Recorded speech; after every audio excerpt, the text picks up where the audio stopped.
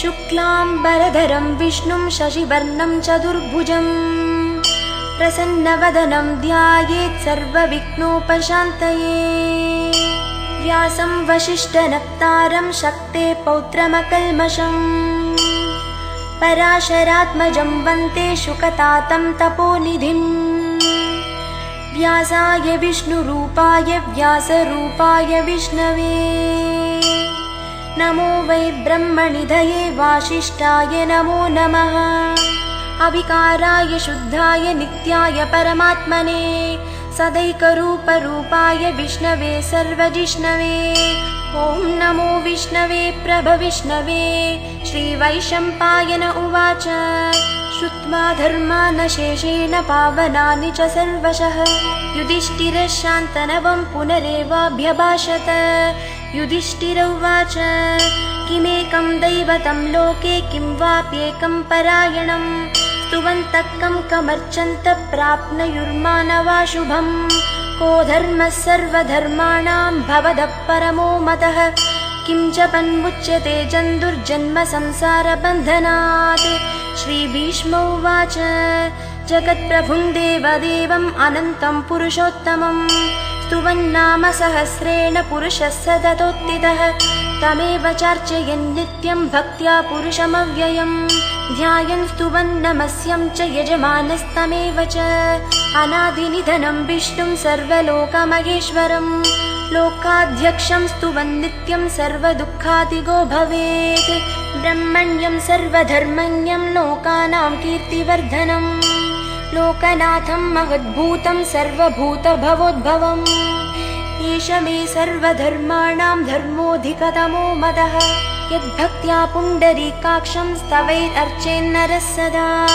परमं यो महत्तेजः परमं यो महत्तपः परमं यो महद्ब्रह्म परमं यः परायणं पवित्राणां पवित्रं यो मङ्गलानां च मङ्गलम् दैवतं देवतानां च भूतानां यो व्ययः यदः सर्वाणि भूतानि भवन्त्यादियुगागमे यस्मिन् च प्रलयं यान्ति पुनरेव युगक्षये तस्य लोकप्रधानस्य जगन्नाथस्य भूपते विष्णोर्नाम सहस्रं मे शृणु पापभयापहम्। यानि नामानि गौणानि विख्यातानि महात्मनः ऋषिभिः परिगीतानि तानि वक्ष्यामि भूतये। ऋषिर्नाम्नां सहस्रस्य वेदव्यासो महामुनिः छन्दोनुष्टुप् तथा देवो भगवान् देवकीसुतः अमृतांशूद्भवो बीजं शक्तिर्देवकीनन्दनः त्रिसामा हृदयं तस्य शान्त्यर्थे विनियुज्यते। विष्णुं जिष्णुं महाविष्णुं प्रभविष्णुं महेश्वरम् अनेकरूपदैत्यान्तं नमामि पुरुषोत्तमम्। अस्य श्रीविष्णोर्दिव्यसहस्रनामस्तोत्रमहामन्त्रस्य श्रीवेदव्यासो भगवान् ऋषिः अनुष्टुप् छन्दः श्रीमहाविष्णुः परमात्मा श्रीमन्नारायणो देवता अमृतांशूद्भवो भानुरिति बीजं देवकीनन्दनसृष्टेति शक्तिः उद्भवः क्षोभणो देवगिति परमो मन्त्रः शङ्खपृन्नन्दकी चक्रीति कीलकम् शार्ङ्गधन्वा गदाधर इत्यर्थम् रथाङ्गपाणि अक्षोभ्यगिति नेत्रम् त्रिसामा सामगः सामेति कवचम् आनन्दं परब्रह्मेति योनिः ऋदुः सुदर्शनकाल इति दिग्बन्धः श्रीविश्वरूप इति ध्यानम् श्रीमहाविष्णुप्रीत्यर्थे सहस्रनाम जपे विनियोगः। ध्यानम् क्षीरोदन्वत्प्रदेशे शुचिमणिविलसत्सैकते मौक्तिकानां माला क्लुप्तासनस्तस्फटिकमणिनिभैर्मुक्तिकैर्मण्डिताङ्गः शुभ्रैरभ्रैरदभ्रैरुपरि विरचितैर्मुक्तपीयूषवर्षैः आनन्दीन पुनीयादरिनलिनगदाशङ्खपाणिर्मुकुन्दः भूपादौ यस्य नाभिर्वियदसुरनिलश्चन्दसूर्यौ च नेत्रे कर्णावाशा शिरौद्रौ मुखमपि दहनो यस्य वास्तेयमब्धिः अन्तस्तं यस्य विश्वं सुरनरकगो भोगि गन्धर्वदैत्यैः चित्रं रं रं यते तं त्रिभुवनवपुषं विष्णुमीशं नमामि। ॐ नमो भगवते वासुदेवाय। शान्ताकारं भुजगशयनं पद्मनाभं सुरेशं विश्वाधारं गगनसदृशं मेघवर्णं शुभांगं लक्ष्मीकान्तं कमलनयनं योगिकृध्यानगम्यं वन्दे विष्णुं भवभयहरं सर्वलोकैकनाथं मेघश्यामं पीतकौशेयवासं श्रीवत्साङ्गं कौस्तुभोद्भासिताङ्गं पुण्योपेदं पुण्डरीकायताक्षं विष्णुं वन्दे सर्वलोकैकनाथं नमः समस्तभूतानाम् आदिभूताय भूभृते अनेकरूपरूपाय विष्णवे प्रभविष्णवे सशङ्खचक्रं सकरीटकुण्डलं सपीतवस्त्रं सरसीरुहेक्षणं सहारवक्षस्थलशोभिकौस्तुभं नमामि विष्णुं शिरसा चतुर्भुजम् छायायां पारिजातस्य हेमसिंहासनोपरि आसीनमम्बुदश्याममायताक्षमलङ्कृतं चन्द्रानमुं चतुर्बाहुं श्रीवत्साङ्कितवक्षसं रुक्मिणी सत्यभामाभ्यां सगिदं कृष्णमाश्रये।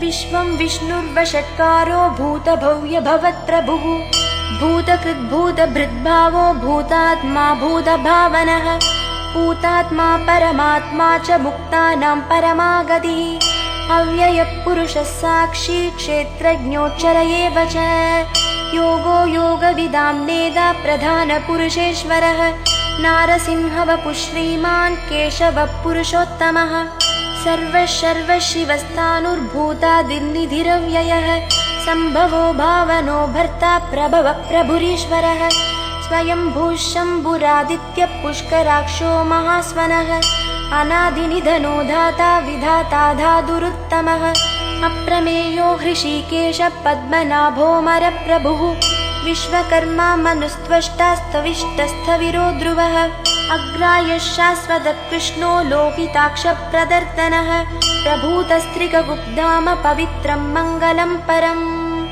ईशानप्राणदप्राणो ज्येष्ठश्रेष्ठप्रजापतिः हिरण्यगर्भो भूगर्भो माधवो मधुसूदनः ईश्वरो विक्रमी धन्वी मेधावी विक्रमक्रमः अनुत्तमो दुराधर्षः कृतज्ञः कृतिरात्मवान् सुरेशः शरणं शर्म विश्वरेता प्रजाभवः अहः संवत्सरो व्यालप्रत्ययः सर्वदर्शनः अजः सर्वेश्वरः सिद्धः सिद्धिः सर्वादिरच्युतः वृषाकपिरमेयात्मा सर्वयोगविनिश्रुतः वसुर्वसुमनाः सत्यः समात्मा संविदः समः अमोघः पुण्डरीकाक्षो वृषकर्मा वृषाकृतिः रुद्रो बहुशिरा बभ्रुर्विश्वयोनिः शुचिश्रवाः अमृतः शाश्वतस्थाणुर्वरारोहो महातपाः सर्वगः सर्वविद्भानु विश्वक्सेनो जनार्दनः वेदो वेदविदव्यङ्गो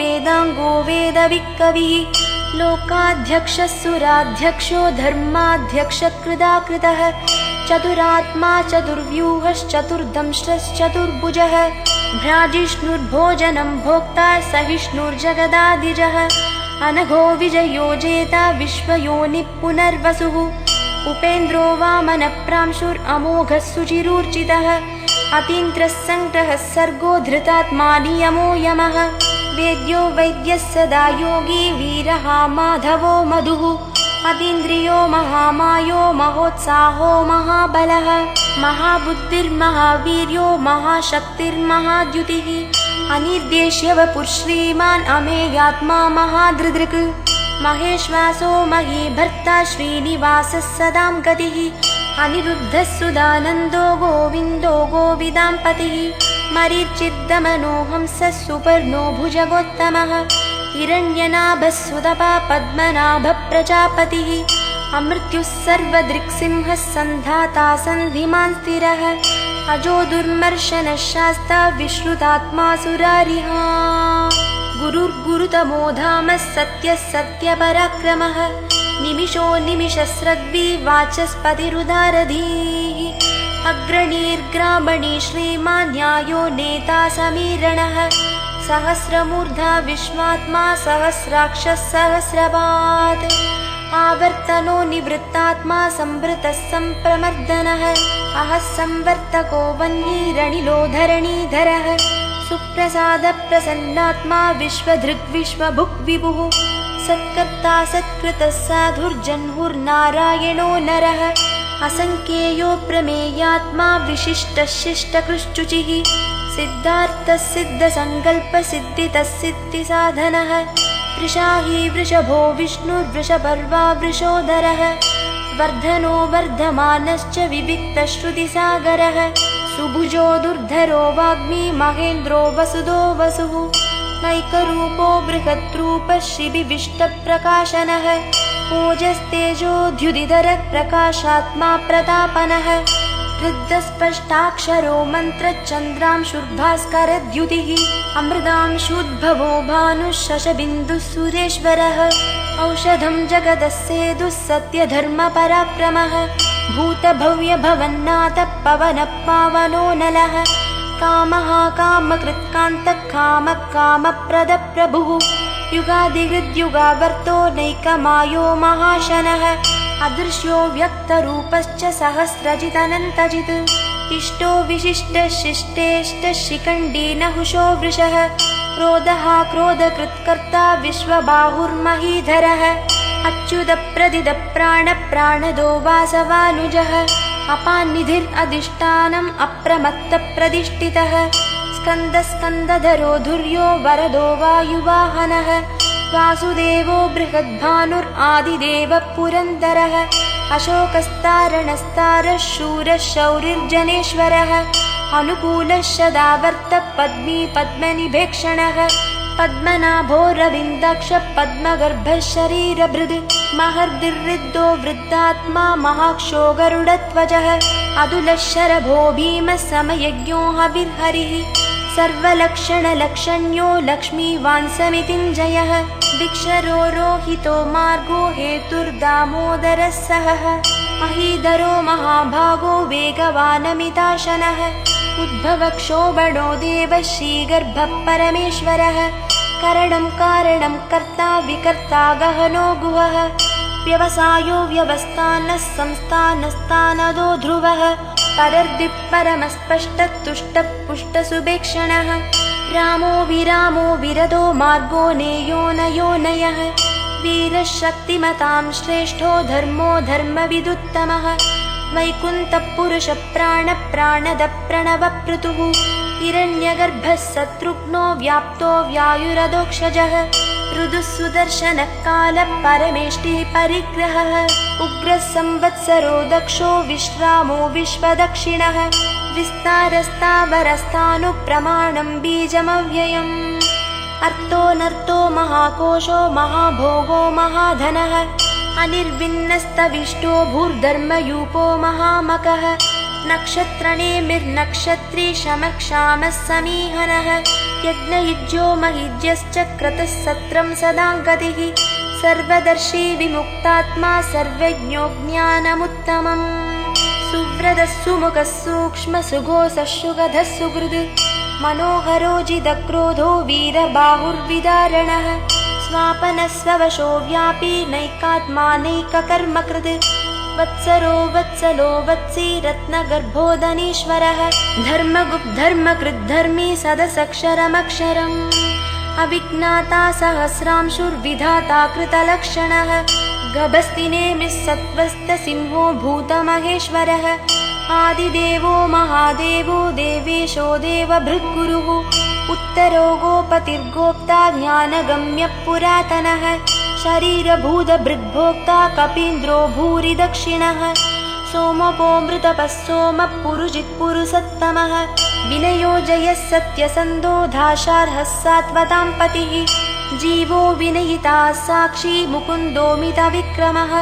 अम्भोनिधिः अनन्तात्मा महोदतिशयोऽन्तकः अजो महार्हः स्वाग्भाव्यो जितामित्रप्रमोदनः आनन्दो नन्दनो नन्दः सत्यधर्मात्रिविक्रमः महर्षिः कपिलाचार्य कृतज्ञो मेदिनीपतिः त्रिपदस्त्रिदशाध्यक्षो महाशृङ्गकृतान्तकृत् महावराहो गोविन्दः सुषेणः कनकाङ्गदी गुह्यो गभीरो गहनो गुप्तश्चक्रगदाधरः वेदास्वाङ्गोजिदकृष्णो दृढः सङ्कर्षणोच्युतः वरुणो वारुणो वृक्षः पुष्कराक्षो महामनाः भगवान् भगहानन्दी वनमाली हलायुधः आदित्यो ज्योतिरादित्यः सहिष्णुर्गतिसत्तमः सुधन्वाकन्दपरशुर्दारुणो द्रविणप्रदः दिवस्पृक् सर्वदृग्व्यासो वाचस्पतिरयो निजः त्रिसामासामगः सामनिर्वाणं भेषजं भिषक्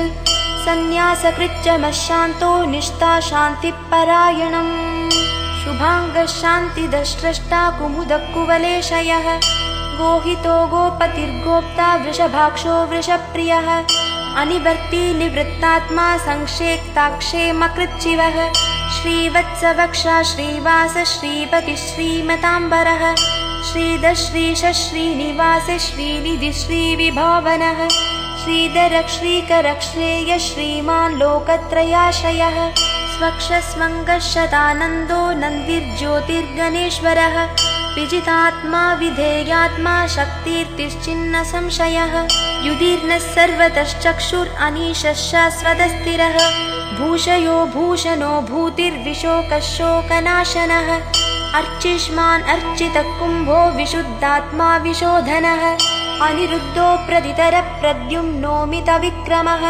कालनेमिनिहावीरः शौरिः शूरजनेश्वरः त्रिलोकात्मा त्रिलोकेशः केशवः केशिहा हरिः कामदेवः कामपालः कामी कान्तकृतागमः अनिर्देश्य वपुर्विष्णुर्वीरो नन्दो धनञ्जयः ब्रह्मण्यो ब्रह्मकृद्ब्रह्मा ब्रह्म ब्रह्मविवर्धनः ब्रह्मविद्ब्राह्मणो ब्रह्मी ब्रह्मज्ञो ब्राह्मणप्रियः महाक्रमो महाकर्मा महातेजा महोरगः महाक्रतुर्महायज्वा महायज्ञो महाहविः स्तव्यस्तव प्रियस्तोत्रं स्तुतिस्तोत्तारणप्रियः पूर्णपूर्ययिता पुण्यपुण्यकीर्तिरनामयः मनोजवस्तीर्थकरो वसुरेता वसुप्रदः वसुप्रदो वासुदेवो वसुर्वसुमनाहविः सद्गति सत्कृतिः सत्ता सद्भूतिः सत्परायणः शूरसेनो यदुश्रेष्ठः सन्निवासः सुयामुनः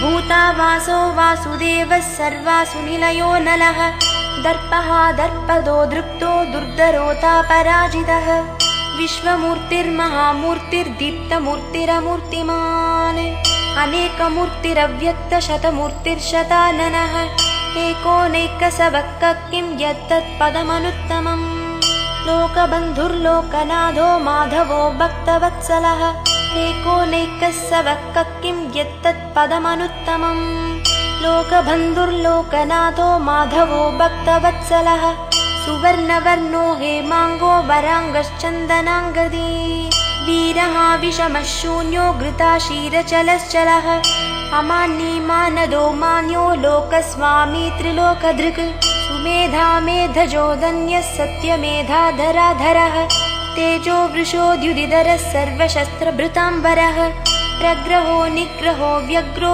नैकशृङ्गो गदाग्रजः चतुर्मूर्तिश्चतुर्बाहुश्चतुर्व्यूहश्चतुर्गतिः चतुरात्मा चतुर्भावश्चतुर्वेदविदेकपात् समावर्तो निवृत्तात्मा दुर्जयो दुरधिक्रमः दुर्लभो दुर्गमो दुर्गो दुरावासो दुरारिहा शुभाङ्गो लोकसारङ्गः सुदन्तुस्तन्तुवर्धनः इन्द्रकर्मा महाकर्मा कृतकर्मा कृतागमः उद्भवः सुन्दरः सुन्दो रत्ननाभसुलोचनः अर्को वाजसनः शृङ्गी जयन्तः सर्वविजये सुवर्णबिन्दुरक्षोभ्य सर्ववागीश्वरेश्वरः महाह्रदो महागर्तो महाभूतो महानिधिः कुमुदः कुन्दरः कुन्दपर्जन्यः पावनो निलः अमृतांशोऽमृतवपुः सर्वज्ञः सर्वतोमुखः सुलभः सुव्रतः सिद्धः शत्रुजिच्चत्रुतापनः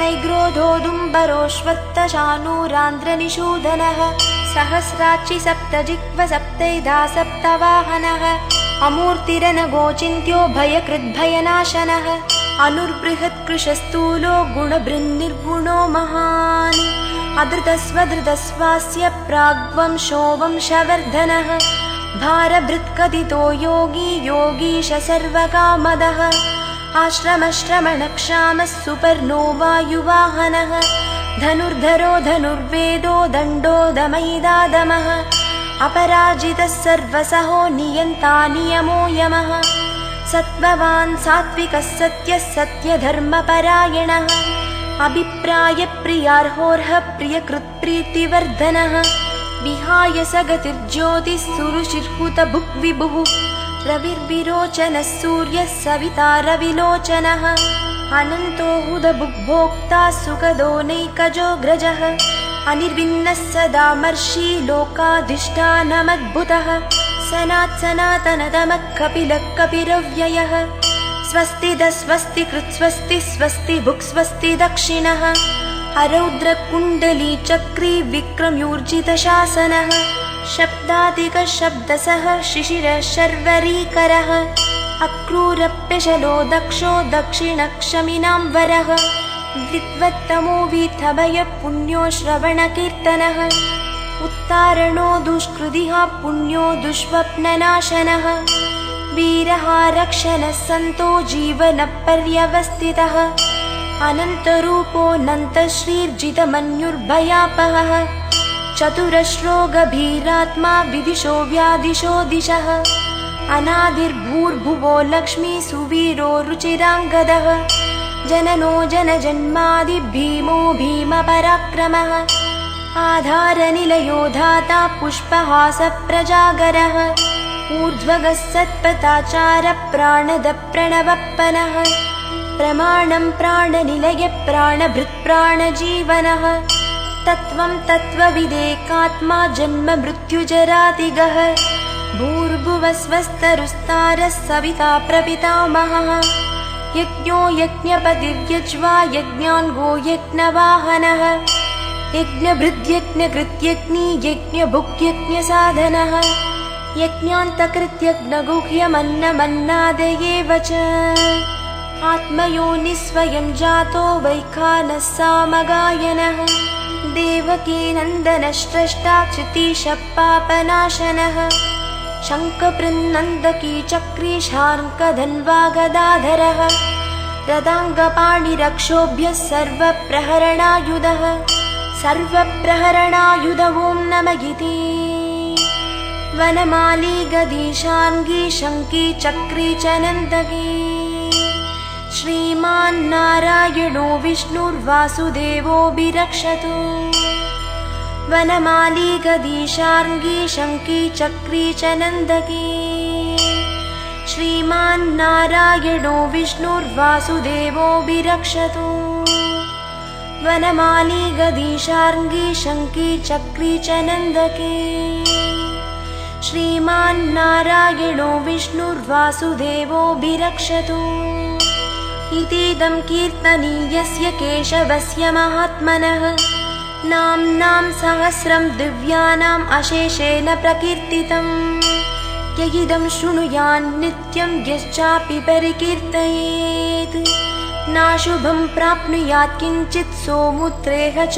मानवः धर्मार्थीत् प्राप्नुयात् धर्मम् अर्थार्थीर्चार्थमाप्नुयात् कामानवाप्नुयात् कामी प्रजार्थिर्चाप्नुयात् प्रजाम् भक्तिमान् यस्य दोथाय शुचिस्तद्गतमानसः सहस्रं वासुदेवस्य नाम्नां एतत् प्रकीर्तयेत् यशः प्राप्नोति विपुलं न्यादिप्राधान्यमेव च अचलां श्रियमाप्नोति श्रेयः प्राप्नोत्यनुत्तमम् न भयं क्वचिदाप्नोति वीर्यं तेजश्च विन्दति भवत्यरोगो द्युतिमान् बलरूपगुणान्वितः रोगार्तो मुच्यते रोगबद्धो मुच्येत बन्धनात् भयान्मुच्येत भीतस्तु मुच्येतापन्न आपदः दुर्गान् यदि तरत्यासु पुरुषः पुरुषोत्तमम् स्तुवन्नाम सहस्रेण नित्यं भक्तिसमन्वितः वासुदेवाश्रयो मर्त्यो वासुदेवपरायणः सर्वपापविशुद्धात्मा याति ब्रह्म सनातनम् न वासुदेव भक्तानाम् अशुभं विद्यते क्वचित् जन्म मृत्युजरा व्याधि भयं नैवोपजायते। इमं स्तवमधीयानः श्रद्धा भक्तिसमन्वितः युज्येतात्मशु कक्षान्ति श्रीधृतिस्मृतिकीर्तिभिः। न क्रोधो न च मात्सर्यं न लोभो नाशुभा मतिः भवन्ति कृतपुण्यानां भक्तानां पुरुषोत्तमे। द्यौषचन्द्रार्कनक्षत्राकं दिशो भूर्महो दधिः वासुदेवास्य वीर्येण विधृतानि महात्मनः। ससुरासुरगन्धर्वं सयक्षोरगराक्षसम् जगद्वशे वर्ततेदं कृष्णस्य सचराचरम्। इन्द्रियाणि मनोबुद्धिस्तवं तेजो बलं धृतिः वासुदेवात्मकान्याहुः क्षेत्रं क्षेत्रज्ञ एव च। सर्वागमानामाचारप्रथमं परिकल्पते आचारप्रभवो धर्मो धर्मस्य प्रभुरच्युतः। ऋषयः पितरो देवा महाभूतानि धातवः जङ्गमाजङ्गमं चेदं जगन्नारायणोद्भवम्। योगो ज्ञानं तथा साङ्ख्यं विद्याशिल्पादिकर्म च वेदाशास्त्राणि विज्ञानं एतत् सर्वं जनार्दनात्। एको विष्णुर्महद्भूतं पृथग्भूतान्यनेकशः त्रीन् लोकान् व्याप्य भूतात्मा भुङ्क्ते विश्वभुगव्ययः। इमं स्तवं भगवतो विष्णोर्व्यासेन कीर्तितम् पदेद्यैच्छेत् पुरुषश्रेय प्राप्तुं सुखानि च। विश्वेश्वरमजं देवं जगदप्रभवाप्ययम् भजन्ति ये पुष्कराक्षं न ते यान्ति पराभवम् न ते यान्ति पराभवम्। ॐ नमः इति।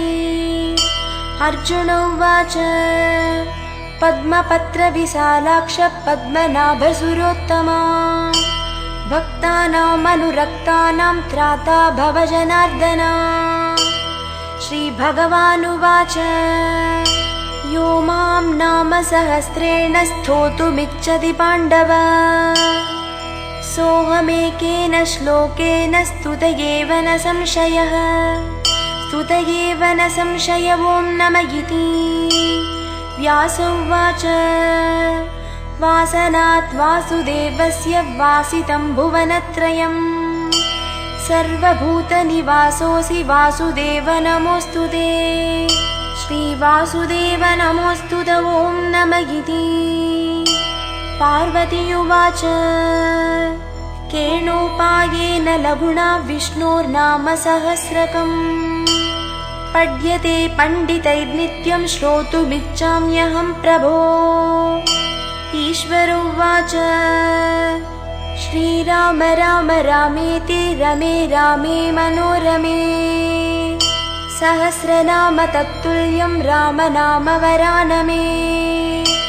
श्रीराम राम रामेति रमे रामे मनोरमे सहस्रनाम तत्तुल्यं राम नाम वरानने।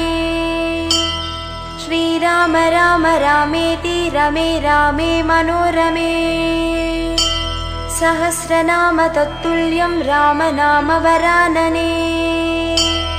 राम नाम वरानन। ॐ नमः इति। ब्रह्मोवाच नमोऽस्तु अनन्ताय सहस्रमूर्तये सहस्रपादाक्षि शिरोरुबाहवे सहस्रनाम्ने पुरुषाय शाश्वते सहस्रकोटियुगधारिणे नमः। सहस्रकोटियुगधारिण। ॐ नमः इति। सञ्जय उवाच यत्र योगेश्वरः कृष्णो यत्र पार्थो धनुर्धरः तत्र श्रीर्विजयो भूतिर्ध्रुवा नीतिर्मतिर्मम। श्रीभगवानुवाच अनन्याश्चिन्तयन्तो मां ये जनाः पर्युपासते तेषां नित्याभियुक्तानां योगक्षेमं वहाम्यहम्। परित्राणाय साधूनां विनाशाय च दुष्कृतां धर्म संस्थापनार्थाय संभवामि युगे युगे। आर्ताविशन्नास्तितिलाश्च भीताः घोरेषु च व्याधिषु वर्तमानाः संकीर्त्य नारायण शब्दमार्तं विमुक्तदुःखा सुखिनो भवन्तु। कायेन वाचा मनसेन्द्रियैर्वा बुद्ध्यात्मना वा प्रकृते स्वभावात् करोमि यद्यत् सकलं परस्मै नारायणायेति समर्पयामि।